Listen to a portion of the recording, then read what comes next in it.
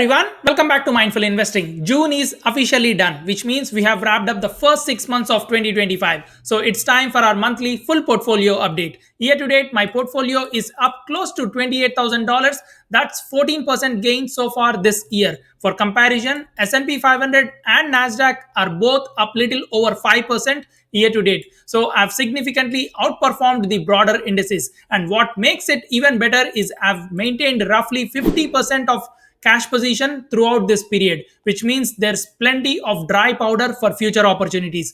Now let's talk about dividends. I've received a total of $1,131 in dividends this year so far. Here's the monthly full breakdown. In January, I did receive $26.50. In February, $102. March, $233. April, $111. In May, $134. June, $188, and in July has just started and we are already at $334 and climbing. This dividend income is still in the early stages as I've been accumulating stocks steadily in this portfolio since the beginning of this year. But the compounding effect is kicking in and I expect much stronger yields as the year progresses. Before we begin, a quick note, all the stock predictions are based on my personal research and analysis I show in this video. I've also been posting dedicated videos as part of my stock prediction series, where I go deeper into the fundamentals and projections. Be sure to check out that playlist on my channel. Alright, let's get into some of the moves I made. One of the major updates this month is I sold all 20 shares of Microsoft. I sold 10 shares at $453 and the remaining 10 last week at $477. And the reason is most of the Max 7 stocks have RSI readings over 70, and from my experience that's often a signal that the stock is overbought and due for either a sideways move or a pullback. I like to take profits when RSI gets that high, especially if the stock has moved far above its 13-day and 50-day EMAs. It doesn't always work perfectly. Actually continued to go up another $20 after I sold, but I still logged in over $1,100 in profits, so no regrets there. Now let's start with my high growth stocks, which makes up a significant portion of my portfolio. First up is Broadcom. I currently have 111 shares of Broadcom at an average cost of $180.78 and I'm up close to 47%, which is over $9,500 in gains. This was my highest conviction pick for 2025. I updated the expected annual EPS growth rate from 19% to 25.7%. Based on these numbers, I see Broadcom growing 26% in the next year and 214% over 5 years. This stock will be a money machine for the next 5 years.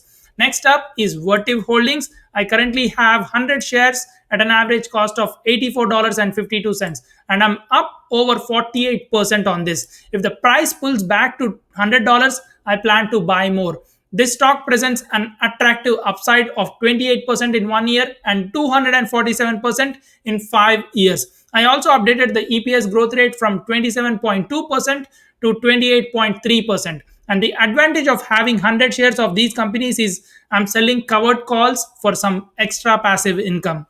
All right, moving on to Lam Research. I currently have 109 shares at an average price of $74.75 and I'm up close to 30% on this. I'm considering adding more if it drops to $80 or lower. Based on my analysis, the stock has 8% upside in 1 year and 126% in 5 years. Since it has already run up quite a bit, I don't see major upside here. All right, the next up is NVDA. I currently have 34 shares at an average cost of $123.25 and the stock is now trading around $155. So I'm up 26% on this. I would like to buy NVIDIA below $125. My 1 year price target is a 28% gain and 246% over 5 years. With the surge in AI and data center demand, NVIDIA remains a core holding for me. Following that, we have AMD. I currently have 20 shares with an average price of $106.62. Right now, it's trading around $136, which means I'm up 28%. I see 24% upside in 1 year and 198% in 5 years. If we see a pullback to $120, I plan to add more on AMD. Now switching gears to Amazon. I currently have 20 shares with an average cost of $192.76. It's trading around $220 right now, and I'm up over 14%.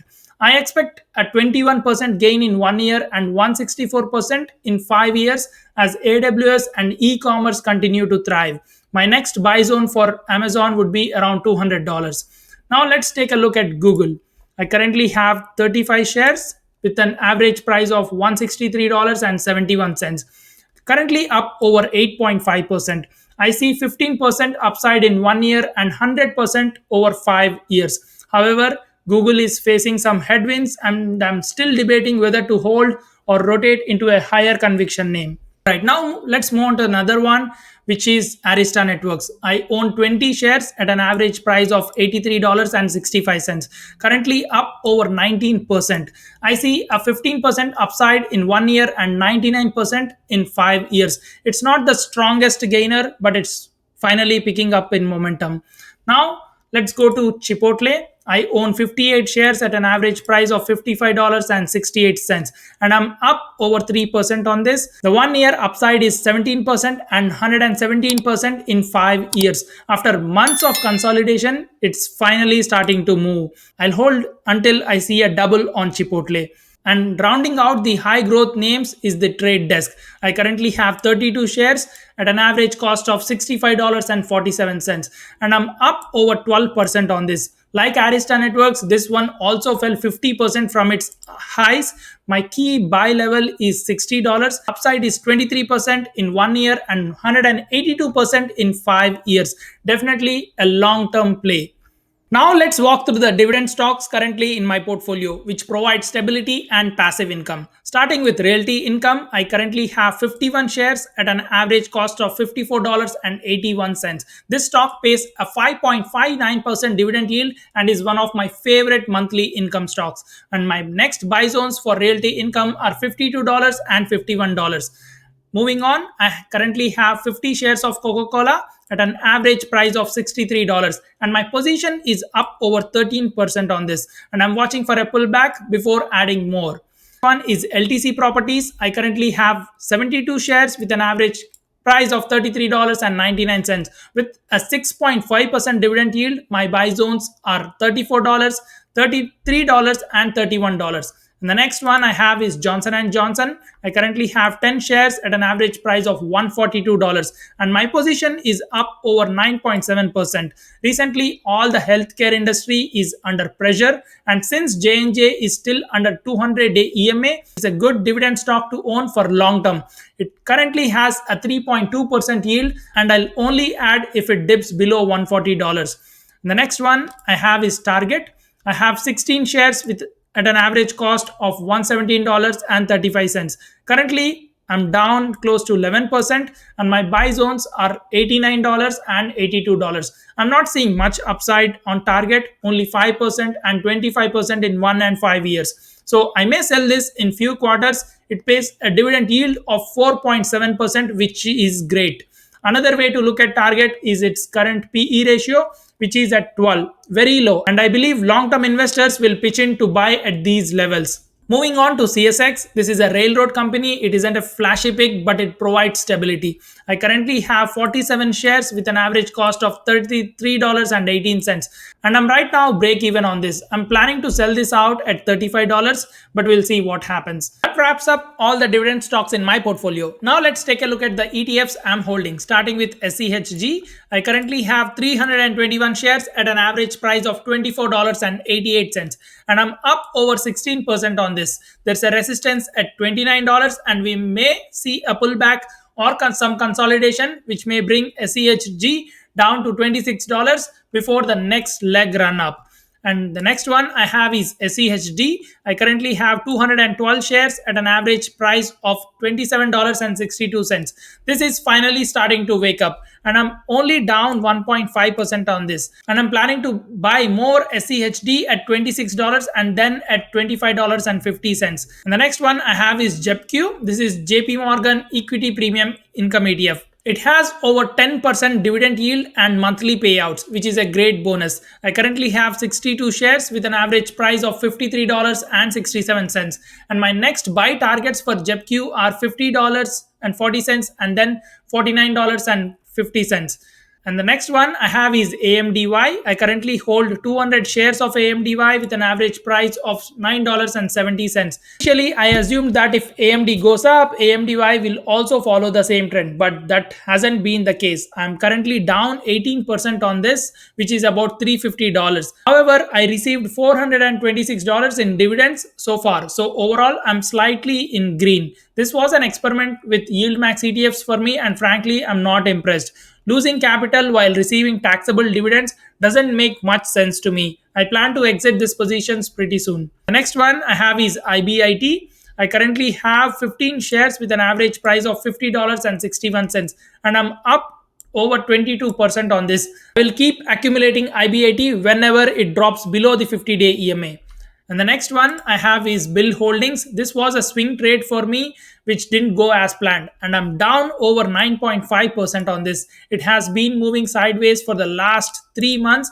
And I'll continue to hold as I see an upside of $60. And here are some of my miscellaneous holding. I have one share of each of these companies. I'm up Meta with 23% and Palantir up 64%. TSM is up 35%. Uber is up 37%. Shopify is up 28%. HIMS is up 95%. These are all placeholder buys and high quality companies, and I'm planning to accumulate for long term. I also have $500 worth of FICO. I haven't paid much attention to it recently, but it is still a great buy under $1,800. And finally, I bought 5 shares of McDonald's at $290. And the reason was it was way oversold on daily RSI. And I was expecting a bounce play. Looks like it's working for me. My price target to exit is at $320.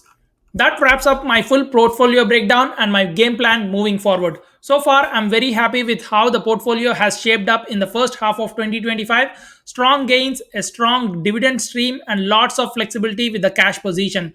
Make sure to like and subscribe and let me know in the comments how did your portfolio perform in the first half of this year. Thanks for watching and I'll see you in the next video.